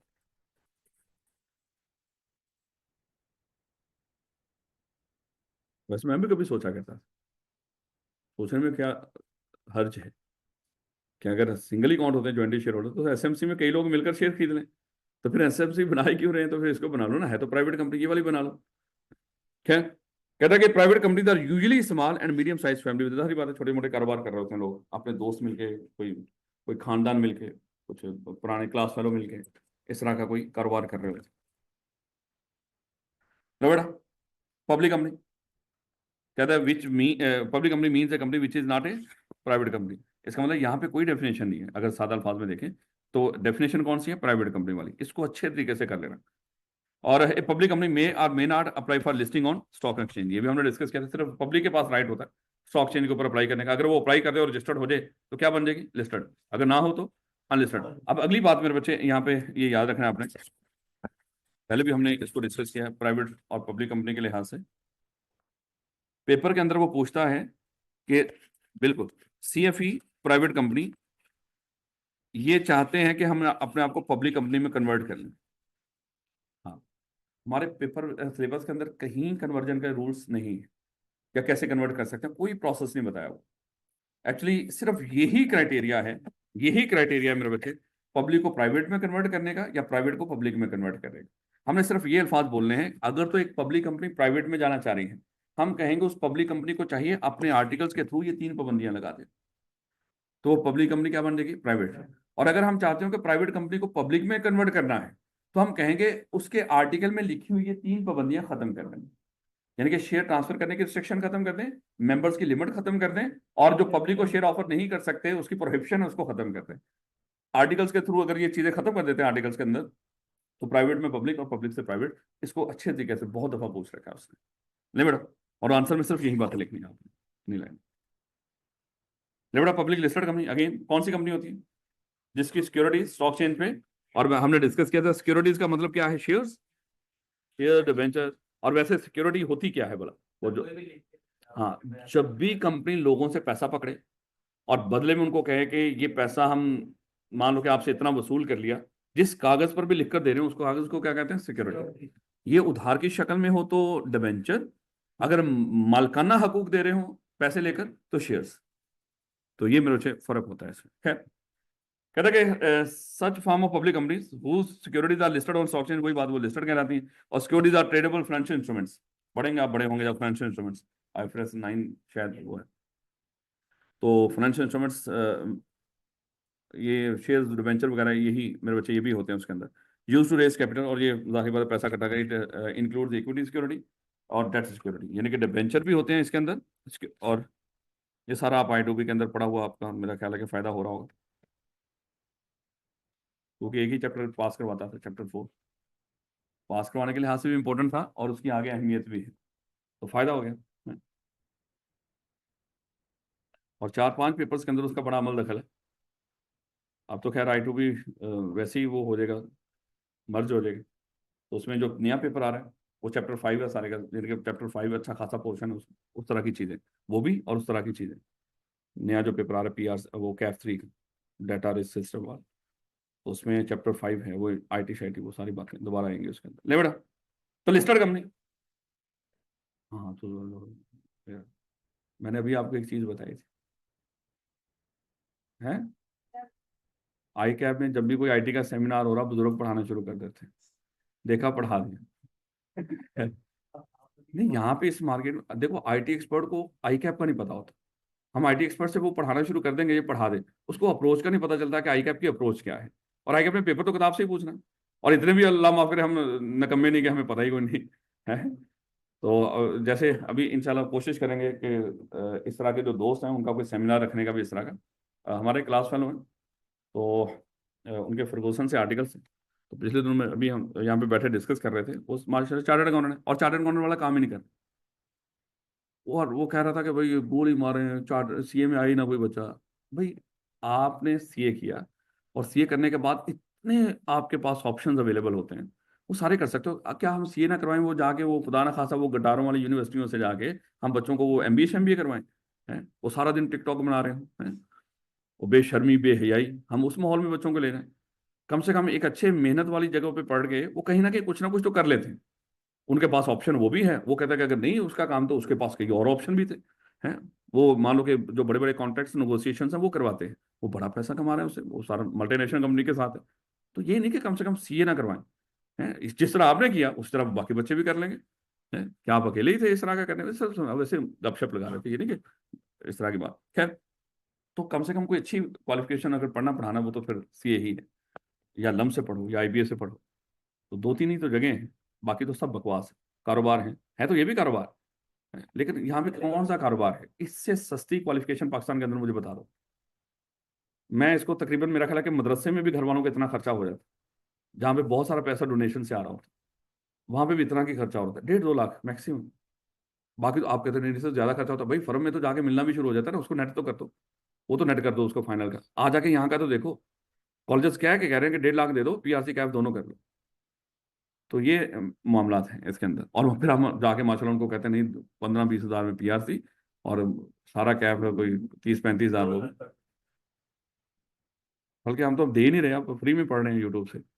कहता है कि लिस्टेड कंपनी मीन्स है public company body corporate or any, और वो करोड़ों में पे कर रहे होते हैं तकरीबन, मेरा ख्याल है उसके करीब 60-70 लाख रुपए पे करते हैं एमबीबीएस वाले, और लाइनों में लगे हुए हैं, हर घर में माशाल्लाह निकला था अब एमबीबीएस। वही तो मैं कह रहा हूँ। मैं एक दफा कह रखा कि भाई देखें पाकिस्तान में, दोस्त आए बैठे, मैं क्या बैठा कि पाकिस्तान में सीए है एमबीबीएस है, और उन्हें तो गुस्सा चढ़ गया, तो एमबीबीएस की क्या पाकिस्तान तो उन्होंने रोल गए मर गए, उन्होंने कोई बच्चे होने, वो तो बाहर उन्होंने खर के आए, वो वैसे ही बैठे। कहता ये कोई क्वालिफिकेशन है एमबीबीएस? मैं उसके बाद मैं तो करना हो गया, मैंने कहा कि ये क्वालिफिकेशन रही नहीं, फिर सीए ही रह गया हमारा। खैर, आप लोग तो बड़े होकर फौजी बन जाएंगे। कहता है कि listed company means public company body corporate or any other entity who security, वही मेरे बच्चों वाली बात। अनलिस्टेड कंपनी जिसके शेयर स्टॉक एक्सचेंज पे ट्रेड, चले इसमें देखें कोई काम की बात भी निकल सकती है, बस इसको पढ़ते हुए ध्यान रखिएगा, क्योंकि एमसीक्यूज तो वो कहीं से भी बना देते हैं। कह रहा है public unlisted company however is entitled to make an offer to the general public as and when it thinks fit, unlike private company which are forbidden to invite, यानी कि बस इतना बता रहा है कि आम स्टॉक चेन के अलावा वैसे चाहिए पब्लिक को इन्वाइट कर लें, पब्लिक अनलिस्टेड कंपनी, क्योंकि प्राइवेट कंपनी तो किसी भी तरीके से पब्लिक को इन्वाइट कर ही नहीं सकती। ये कम से कम चाहे स्टॉक चेन के जरिए वो सारी ट्रेडिंग ना कर रहे हो, लेकिन वैसे लोगों को इन्वाइट कर सकती है पब्लिक कंपनी, है तो वो पब्लिक कंपनी ना, क्योंकि उसमें शेयर होल्डर की कोई लिमिट तो है नहीं। लो बेटा, इंतहाई अहम आगे। Public sector company. तो हम ध्यान रखना है कि अगर कोई कंपनी प्राइवेट या कोई पब्लिक कंपनी, ये दोनों कंपनी पब्लिक सेक्टर हो सकती है। ये ना कहना कि प्राइवेट कंपनी पब्लिक सेक्टर नहीं हो सकती या पब्लिक कंपनी पब्लिक सेक्टर नहीं हो सकती।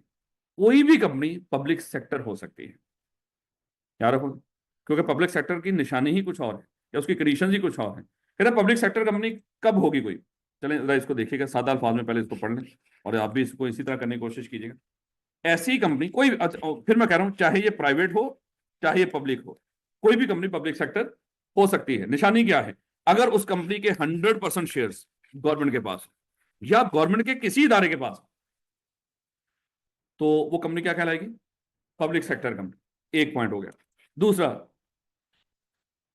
अगर इस कंपनी के more than 50% shares, more than 50% security, यहां पे 51 का लफ्ज लिखा हुआ, एक ही बात होती है, चाहे मोर देन 50% कह दो चाहे 51% कह, गवर्नमेंट के पास, वो ये क्या हो, अब ये पक्की पक्की लाइन लगी।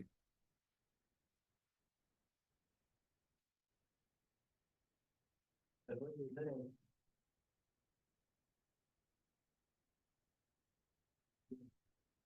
ये ज्यादा तो सियाना बंदा है। और ये क्या बकवास, सही रेंज करी। यही करता रहा, बस कुछ और। नहीं तो वो तो आ नहीं रही ना। ये आया मैंने किधर से, ऊपर से देखा उतने बजे जो बाइक में बंद ही करना सर। चले वापस, लो बेटा पढ़ क्या रहे हो बोला, पब्लिक सेक्टर कंपनी जिसको हम गवर्नमेंट के इदारे कहते हैं, ये कोई भी कंपनी पब्लिक सेक्टर हो सकती है। उसमें तीन कंडीशंस हैं, तीन में से कोई कंडीशन पूरी हो जाए, कंपनी क्या कहलाएगी, पब्लिक सेक्टर। या तो गवर्नमेंट के पास सारे के सारे शेयर्स, या दूसरे कम से कम गवर्नमेंट के पास 51% या उससे ज्यादा शेयर्स हो, तभी। अगली बात मेरे बच्चे, ये जो कंपनीज होती हैं इनका मैनेजमेंट और कंट्रोल किसके पास होता है बोला, डायरेक्टर्स के पास। ऐसे ना मेरे बच्चे, जिस बंदे के पास मैनेजमेंट एंड कंट्रोल हो, यानी कि जैसे डायरेक्टर्स हैं, और जिनके पास डायरेक्टर्स का कंट्रोल हो, तो समझो वो भी उसके मालिक कहलाते हैं। अब मेरे बच्चे यहाँ पे अल्फाज क्या होंगे, अगर गवर्नमेंट के पास किसी कंपनी के मेजोरिटी डायरेक्टर अपॉइंट करने की पावर हो, कोई भी कंपनी हो लेकिन उसके मेजोरिटी डायरेक्टर अपॉइंट करने की पावर किसके पास हो, गवर्नमेंट। जस्ट एग्जांपल सीएफई है, चाहे ये प्राइवेट कंपनी है, इसके टोटल 8 डायरेक्टर है, 8 में से 5 डायरेक्टर अपॉइंट करने की पावर गवर्नमेंट के पास या उसके इदारों के पास, तो ये भी क्या कहलाएगी, पब्लिक सेक्टर कंपनी। तो तीन में से कोई ये और है, कोई एक हाँ कोई एक कंडीशन पूरी हो जाए, कोई एक कंडीशन पूरी हो जाए, या तो गवर्नमेंट वैसे ही ऑन करती है उस कंपनी, रौला ही खत्म हुआ, चाहे वो कोई भी पब्लिक है प्राइवेट है, वो क्या कहलाएगी, पब्लिक सेक्टर। उसके बाद अगर गवर्नमेंट के पास उस कंपनी के more than 50% shares, public sector. अगर गवर्नमेंट के पास उस कंपनी के मेजोरिटी डायरेक्टर अपॉइंट करने की पावर हो, और मेजोरिटी का मतलब भी क्या होता है, मोर देन 50% ना, 50% से ज्यादा, तो वो भी क्या कहलाएगी, पब्लिक सेक्टर कंपनी कहलाएगी। याद रखो, मुश्किल तो नहीं ना, ये जरा थोड़ी सी कहानी लिखी हुई है, यहाँ से अल्फाज निकाल लें आप। कहते हैं it is also important to distinguish between a public company और पब्लिक सेक्टर कंपनी, क्योंकि बच्चे अक्सर इसको मिक्स कर लेते हैं कि पब्लिक कंपनी गवर्नमेंट की ही होती है, नहीं, पब्लिक कंपनी गवर्नमेंट की नहीं होती। पब्लिक कंपनी कौन सी होती है, जो प्राइवेट ना हो, और उसमें वो तीन चीजें आपने पढ़ ली। हाँ बिल्कुल। कहते हैं public sector company has been defined as follow.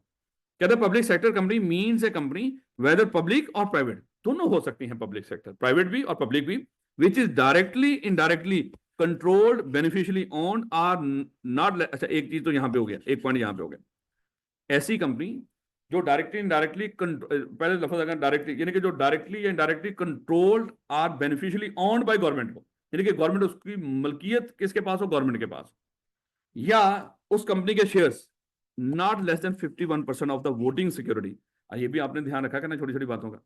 वो कहेगा सीएफई के टोटल जो शेयर्स हैं वो हैं 1 लाख, उसमें से, चलें इस तरह बना लें इसको, सीएफई के जो टोटल शेयर्स हैं वो हैं 1 लाख, और इस 1 लाख में से 60,000 हैं वोटिंग राइट्स वाले और 40,000 हैं नॉन वोटिंग राइट्स वाले शेयर्स। गवर्नमेंट के पास इसके हैं मेरे बच्चे, अज्यूम कर लो 60,000 शेयर्स सीएफई के, 60,000 शेयर्स गवर्नमेंट के पास। लेकिन 60,000 में से मान लो कि 50,000 शेयर्स वोटिंग राइट्स वाले हैं और 10,000 शेयर्स नॉन वोटिंग राइट्स पूरे 50% है, 51% तो है नहीं। अगर वैसे देखा जाए, ऐसे ही कह रहे हैं, देख लो।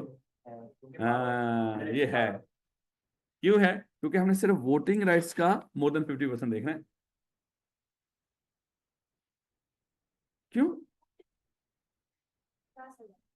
तो वोटिंग राइट वाले 60 में से 50,000 गवर्नमेंट के पास है। 51% वोटिंग राइट वाले जो शेयर्स हैं उनका 51% अगर गवर्नमेंट के पास है तो वो क्या कहलाएगी? Public sector. इसके वोटिंग राइट्स वाले शेयर्स कितने थे? 60,000 के। और ये तो इनको तो गोली मारो। अगर इसके मोर देन 50% यानी कि 51% या उससे ज्यादा, मोर देन 50% शेयर अगर गवर्नमेंट के पास है तो 60 में से 50 तो गवर्नमेंट के पास है। तो ये क्या बन जाएगी? हाँ, अगर उल्ट होता 40,000 वो होते, 10,000 वो होते, फिर तो ये पॉसिबल नहीं था। ये याद रखिएगा हम लोग। एक पॉइंट यहाँ पे कंप्लीट हुआ, ये वाला गवर्नमेंट ऑन करती है उस इदारे को। और वैसे भी आजकल आपको पता ही है, अगर कहें तो मैं नहीं तो आप खुद कर लीजिएगा। ऐसा कीजिएगा, सबको कॉपी कीजिएगा और चैट जीपीटी में लिख दीजिएगा, उसको कहना कि इसको पॉइंट्स में समरी इसकी बना के दे दें। वो इसको अभी थोड़े से उसके पॉइंट में जो एग्जैक्ट अल्फाज जो मैं बता रहा हूँ आपको वो निकाल के दे देगा। लिखने के लिहाज से आप वो लिख लीजिएगा, चाहे आप खुद, वैसे आपको जरूरत ही कौन नहीं, आपको पता चल रहा है ना। ऐसी कंपनी जो ऑन बाय गवर्नमेंट हो, है ऐसी कंपनी जिसके मोर देन 51% शेयर किसके, यानी कि मोर देन नहीं 51% या उससे ज्यादा। इन अल्फाजों में ध्यान रखना है, फर्क पड़ता है इनमें। मोर देन 51% का मतलब क्या है? आप कह रहे हो कि 51% से ज्यादा 52%, 53%। नहीं, अगर 51% भी गवर्नमेंट के पास हो तो वो कंपनी क्या बन जाएगी? वो पब्लिक सेक्टर बन जाएगी। याद रखोगे? हाँ, ये लफ्ज बोल दो, मोर देन 50%, फिर वो 51 ही होते हैं। नहीं ना समझ आ रहा? मोर देन 50% बोल दो या 51% बोल दो। अगर 51% बोलोगे फिर ये नहीं बोलना मोर देन 51%, फिर कम खराब हो जाएगी, फिर आप गलत बोल रहे हो। याद रखना बेटा, नॉट लेस देन 51%। माशाल्लाह, इसने अपना ही लफ्ज रखा हुआ है, इसने हमारा भी लफ्ज बोला ही नहीं। ये भी गलत नहीं है। 51% से कम ना हो। 51% से कम क्या है? 50। 50 ना हो, ऐसे ही ना। 51% हो या मोर देन 50 हो। मोर देन 50 क्या होगा? 51%। तो बात तो एक ही है। मोर देन 50 मतलब 51 होता है ना। लेस देन 51 क्या होता है? 50। यार ये देख लेना, 50 और पॉइंट्स यहाँ पे नहीं ना देखते हुए। हाँ, 50 से ऊपर ही है। पॉइंट्स तो चाहे हो जो मर्जी। बेटा इस तरह की चीजें वो नहीं कंसिडर करता। आप लोगों ने भी अपने आप को तंग करना है ना ना। अगर तो एक एक शेयर भी ऊपर हो गया वो मोर देन 50। अगर एक कंपनी के शेयर हैं टोटल 50,000 और 25,000 एक शेयर अगर है तो इट्स ओके, ये मोर देन 50। तो खाली ये ना ना देखें 51% ही हो, मोर देन 50% होने चाहिए। ना परेशान होगा सब, क्योंकि मीटिंग में बैठ के फैसले होते हैं और मीटिंग में फैसले होते हैं मेजोरिटी से। और एक शेयर बराबर होता है एक वोट के। हाँ, एक शेयर बराबर होता है एक वोट के। अगर गवर्नमेंट के पास 50,000 शेयर में से 25,000 एक शेयर है तो गवर्नमेंट के वोट ज्यादा हो, उस लिहाज से फैसला हो। तो आप ना इस बारे में कि वो 1% पूरा ही लेना है, उसमें मान लो कि जैसे अगर 1% की बात करें, 50,000 का 1% कितना होगा बोला?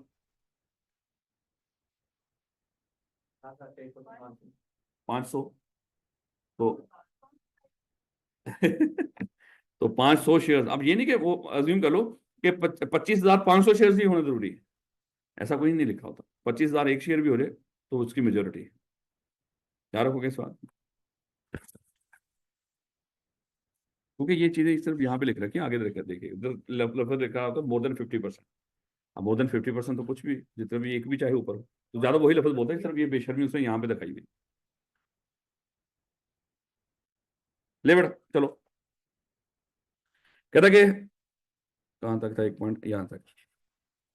Not less than 51% of the voting security or voting power of which are held by the government or any agency of the government। अब देखो ये देखो एक बात उसने बोल दी, 51% या उससे ज्यादा वोटिंग राइट्स वाले शेयर्स या तो गवर्नमेंट के पास हो या गवर्नमेंट के आगे एजेंसीज होती हैं जो गवर्नमेंट के बिहाफ पे काम कर रही होती है। गवर्नमेंट क्योंकि बड़ी बिजी है, आपको पता ही है, इसलिए उसने अक्सर एजेंसीज हायर की होती हैं जो उसके बिहाफ पे काम कर रही होती हैं। हाँ, ये भी है। या इसकी अपनी स्टैट्यूटरी बॉडीज होती हैं or in respect of which the government or any agency of the government. जैसे जो स्टेट बैंक ऑफ पाकिस्तान है, ये गवर्नमेंट की एक मेरे बच्चे स्टैट्यूटरी बॉडी है और गवर्नमेंट की है। तो इस तरह गवर्नमेंट खुद, गवर्नमेंट की कोई एजेंसी, FIA, NAF, गवर्नमेंट की एजेंसी, या मेरे बच्चे गवर्नमेंट की कोई बनाई हुई statue body, or in respect of which the government or any agency of the government or any statue body has otherwise power to elect nominate. ये point यहाँ पे कंप्लीट हो गया। या अगली बात, ये तीसरा पॉइंट शुरू हुआ यहां से, कहता है कि या गवर्नमेंट के पास, गवर्नमेंट की एजेंसी के पास, या गवर्नमेंट की बॉडी कॉर्पोरेट के पास अगर उस कंपनी के मेजोरिटी डायरेक्टर अपॉइंट करने की पावर हो, तो फिर भी वो क्या कहलाएगी? Public sector. तो क्या बोल रहा है? Majority of his director include a public sector association not for profit licence by SCCB। ये हमारे इसी चैप्टर के अंदर आएगा, जब आएगा फिर मैं आपको बताऊंगा। Association not for profit licence by SCCB section 42 के तहत, ये भी हम पढ़ेंगे कल या परसों इंशाल्लाह। लो बेटा, बड़ा अजीब सा करके लिखा हुआ, यहाँ से लिखना थोड़ा सा मुश्किल होगा, सादा अल्फाज में लिखना है। आप चाहे उसको वैसे जैसे मैंने यहाँ पे पीछे बताया ना, इस तरह लिख लीजिएगा कि पब्लिक सेक्टर कंपनी कौन सी होगी? ऐसी कंपनी जो ऑन या कंट्रोल्ड बाय गवर्नमेंट हो, ऐसी कंपनी जिसके नॉट लेस देन 51%, या वही अल्फाज बोल देना more than 50% shares on by government, आगे उसके आगे नाम लिखने शुरू कर देना, गवर्नमेंट, उसकी एजेंसी या बॉडी कॉर्पोरेट्स। या ऐसी कंपनी जिसके मेजोरिटी डायरेक्टर अपॉइंट करने की पावर गवर्नमेंट के पास हो, उसकी एजेंसी के पास हो, या बॉडी कॉर्पोरेट के पास हो, तो क्या कहलाएगी? Public sector company. तो तीन चीजें हैं मेरे बच्चे, ये याद रखिएगा। पूरी की पूरी मलकियत हो, 50% से ज्यादा वोटिंग राइट्स वाले शेयर्स हो, या मेजोरिटी डायरेक्टर अपॉइंट करने की पावर जिस इदारे की भी गवर्नमेंट के पास हो, वो इदारा क्या बनता है? पब्लिक सेक्टर होता है।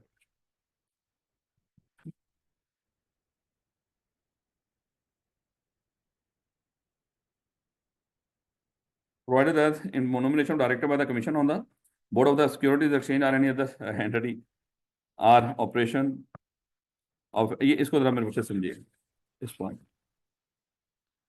SCCB भी गवर्नमेंट का इदारा है। SCCB किसका इदारा? गवर्नमेंट। जब आप बड़े होंगे इंशाल्लाह चैप्टर 3 पढ़ेंगे, वहां पे देखेंगे कि अगर डायरेक्टर जब जब अपॉइंट होने हो वो ना करें, तो SCCB अपॉइंट करता है डायरेक्टर्स। किसी कंपनी के डायरेक्टर जब जब अपॉइंट होने हो, अगर वो ना हो रहे हो, तो कौन अपॉइंट करके देता है उसको? डायरेक्टर। SCCB। ये इख्तियार है SCCB के पास। अब अज्यूम कर लो गवर्नमेंट का एक इदारा है, वो है SCCB। अभी हमने डिस्कस किया था ना, डायरेक्टली गवर्नमेंट के, या किसी एजेंसी के थ्रू, या किसी बॉडी कॉर्पोरेट के थ्रू। अब ये गवर्नमेंट का इदारा है, इस गवर्नमेंट के इदारे के पास इख्तियार है कि वो किसी भी कंपनी के डायरेक्टर अपॉइंट कर सकता है, जो होने चाहिए, अगर ना हो रहे अपॉइंट तो ये खुद जाके अपॉइंट कर देगा। अब लोगों ने समझना शुरू कर दिया कि देखो इस कंपनी के जो डायरेक्टर है ना, वो SCCB ने अपॉइंट किया, SCCB गवर्नमेंट का, अब ये पब्लिक सेक्टर हो गया। वो कहते नहीं नहीं, ये एक्सेप्शन है। यानी कि SCCB अपने इख्तियारात इस्तेमाल करते हुए जहां जहां पे डायरेक्टर अपॉइंट कर रहा हो, वो गवर्नमेंट के डायरेक्टर नहीं कहलाते। उसके पास इंतजामी मामला है ना कंपनीज के, वो इंतजामी अमूरों को पूरा करने के लिए वो इस तरह के डायरेक्टर अपॉइंट कर रहे होते हैं। उसका मकसद ये नहीं होता कि वो गवर्नमेंट के बिहाफ पे कर रहे होते हैं।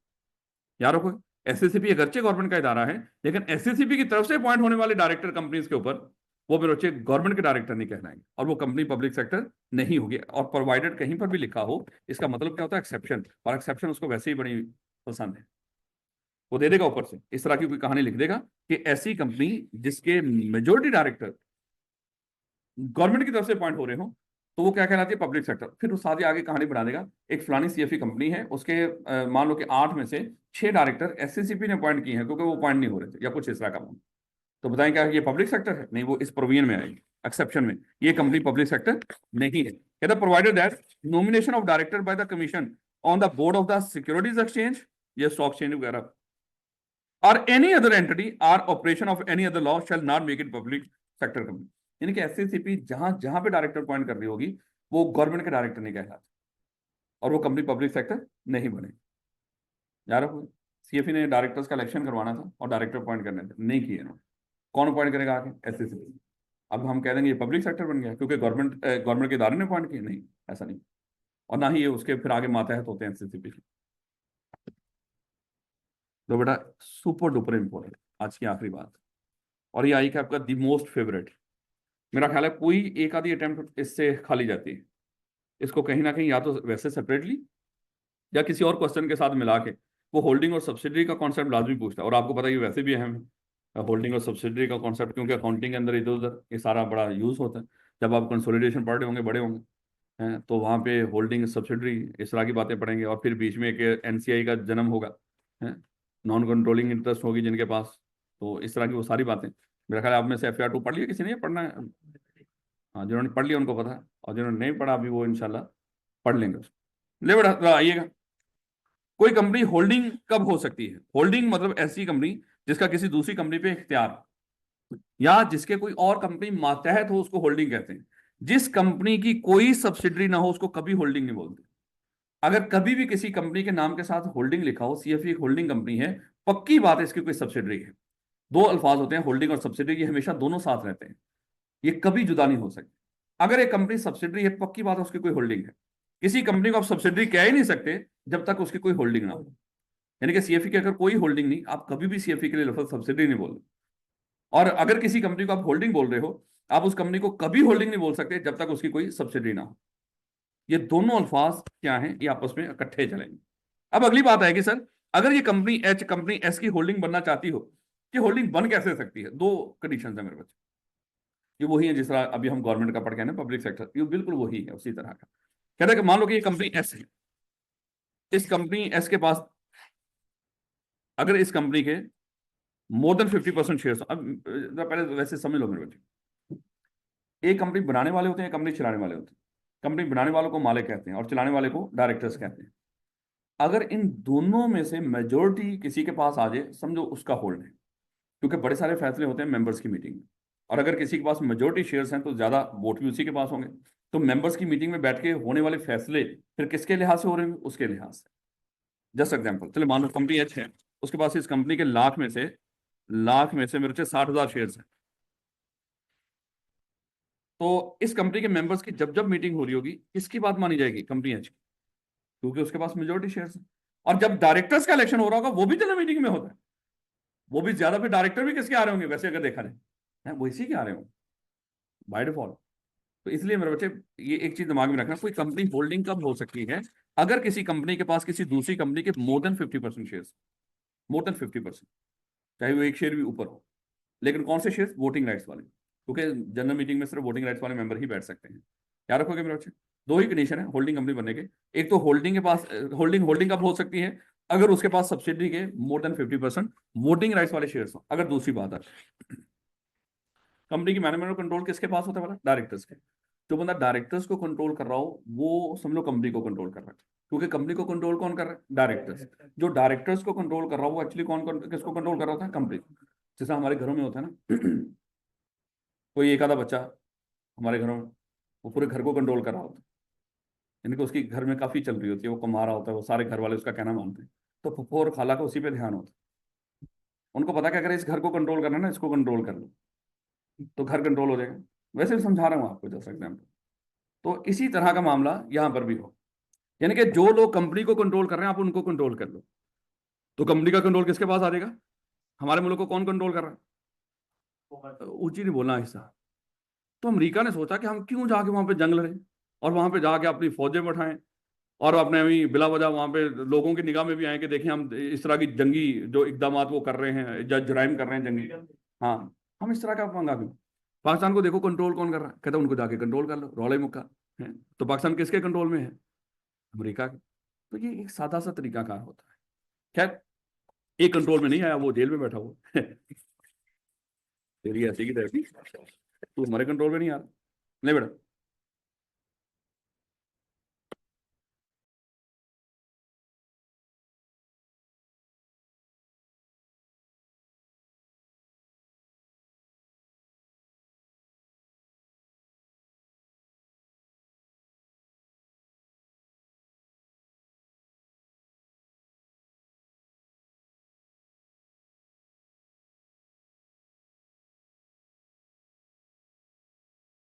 बात बतानी नहीं। चलो वापस आओ। नहीं बेटा, तो अज्यूम कर ले इस सब्सिडरी के 8 डायरेक्टर्स। तो अगर 4 डायरेक्टर मैं कहूं तो वो मेजोरिटी है, क्योंकि मेजोरिटी का मतलब मेजर मतलब ज्यादा। हाँ, मोर देन 50%। इसका मतलब अगर 8 डायरेक्टर्स की बात हो रही है तो मैं कह दूं 5 डायरेक्टर मेजर है। अगर इस कंपनी H के पास कंपनी S के मेजोरिटी डायरेक्टर अपॉइंट करने की पावर आ जाए, शेयर चाहे इसके पास 10%, अब ये याद रखना आप। अगर किसी कंपनी के पास शेयर होल्डिंग चाहे 10% हो, लेकिन कोई भी आपस में बात कर कॉन्ट्रैक्ट हो जाते हैं, इनके आपस में कॉन्ट्रैक्ट कर लेते हैं आपस में, कि सर अगरचे तो आपके पास शेयर होल्डिंग तो कम है, लेकिन इस कंपनी के शेयर होल्डर उनको ये इख्तियार दे देते हैं उस कंपनी को कि आप हमारे मेजोरिटी डायरेक्टर अपॉइंट कर लें। जैसे पाकिस्तान के अंदर जो एतसलात है उसके पास पीटीसीएल के कोई 20% के अराउंड शेयर है, लेकिन उनका कॉन्ट्रैक्ट हुआ हुआ है कि मेजोरिटी डायरेक्टर अपॉइंट करने की पावर वो एतसलात के पास है, यानी कि कंट्रोल अगर देखा जाए सादा अल्फाज में वो एतसलात को दे दिया। तो एतसलात क्या बन गई, इसकी होल्डिंग बन गई। तो याद रखिएगा शेयर होल्डिंग डजंट मैटर, इन दोनों में से कोई एक कंडीशन पूरी हो जाए।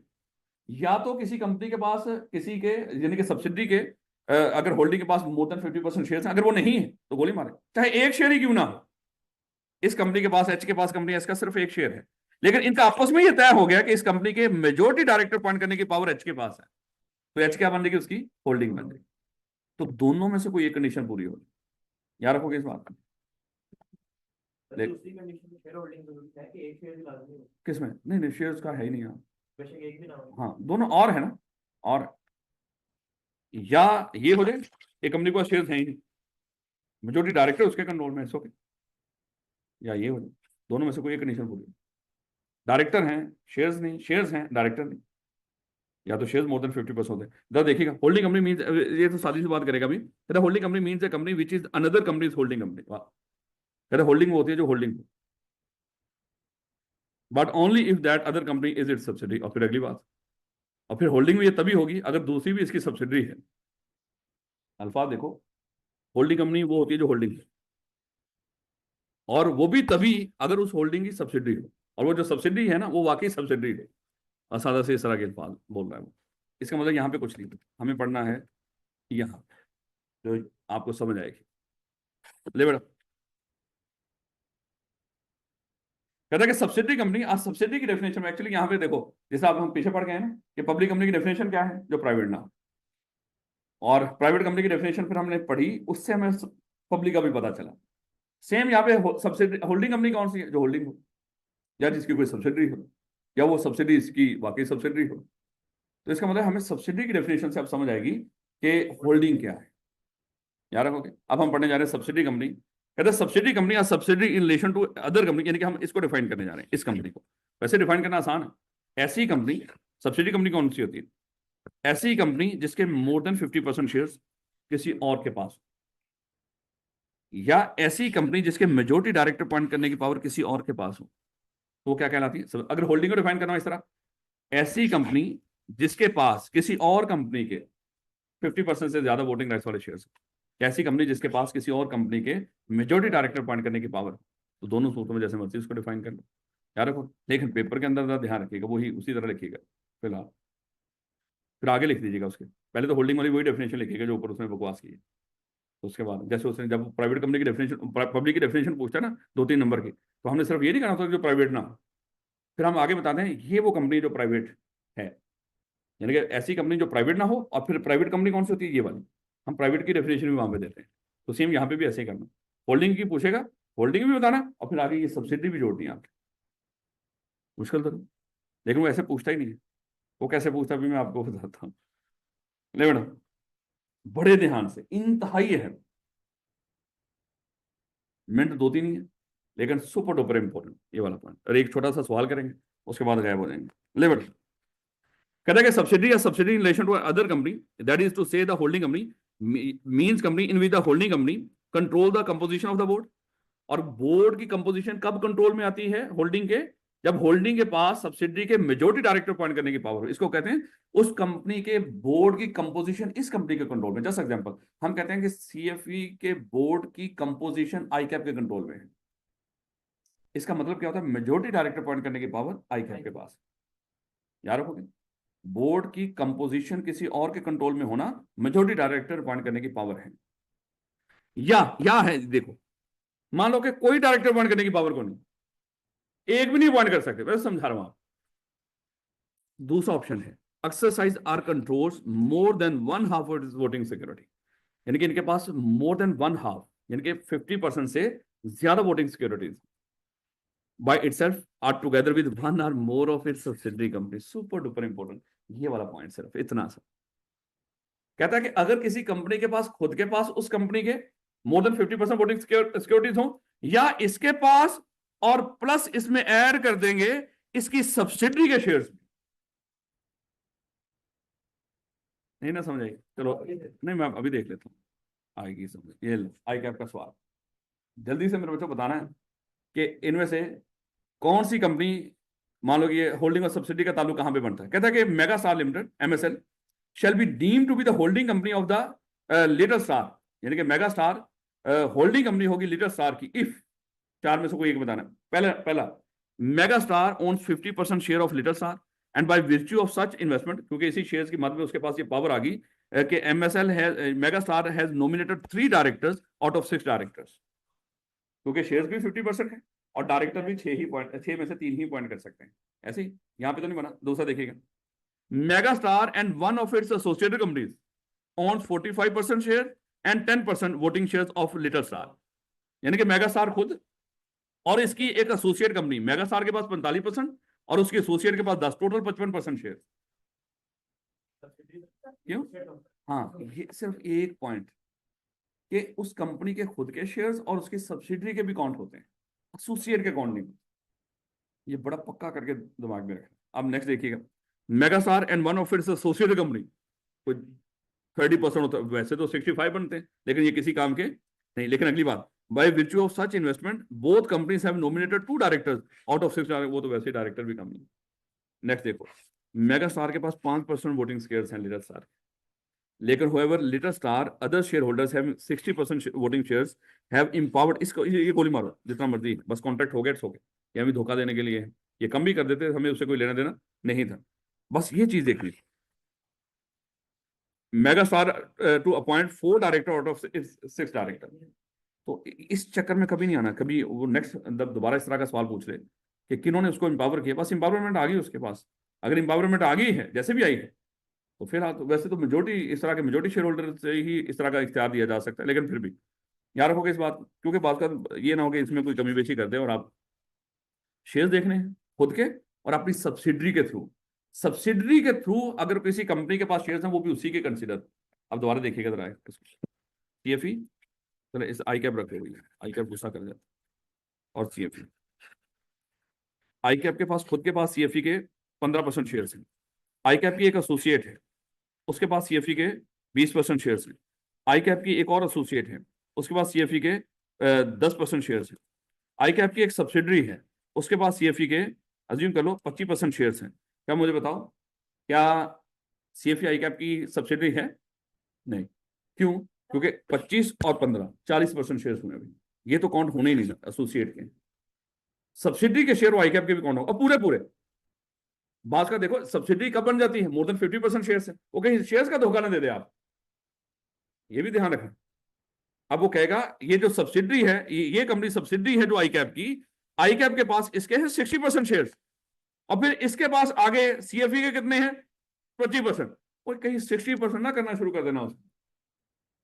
सब्सिडरी के सारे शेयर्स वो किसके बनेंगे? हाँ, होल्डिंग है, उसके थ्रू उनको ऐड करके आपने देखना है कि ये बनते हैं नहीं ना, समझे? इन इन इन दोनों के ताल्लुक की बात कर रहा हूँ, ये दोनों तो आपस में सब्सिडरी होल्डिंग है ना, इनकी बात कर रहा हूँ कि इनके अपने डायरेक्टली शेयर और सब्सिडी के थ्रू वाले शेयर्स वो पूरे पूरे ऐड होने। तो बेटा यहां तक मेरा ख्याल है कि ठीक है। इसको दोबारा अच्छे तरीके से पढ़ेंगे, होल्डिंग और सब्सिडी का कॉन्सेप्ट, और इंशाल्लाह ये बाकी रट्टे वाली थोड़ी सी बातें होंगी। और हमने शुरू कर देना है नेक्स्ट क्लास के अंदर association out for profit, super duper important.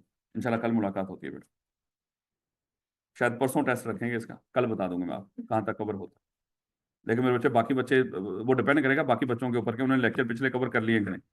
अब 4 लेक्चर्स हैं, अब आपके ऊपर है कि वो 1-1 घंटे के लेक्चर, अब देखें 4 घंटे लगा दें आज आके, नहीं कोई मसला नहीं, 2 दिन में उसको कवर कर लें। जब कवर हो जाए तो फिर बता दें, फिर टेस्ट लें, क्योंकि वैसे फायदा हो, चाहे वो 1-2 दिन और आगे कर लेंगे। लेकिन कर लो मेरे बच्चे, ये ना हो कि माशाल्लाह उसको आखिर पे जाके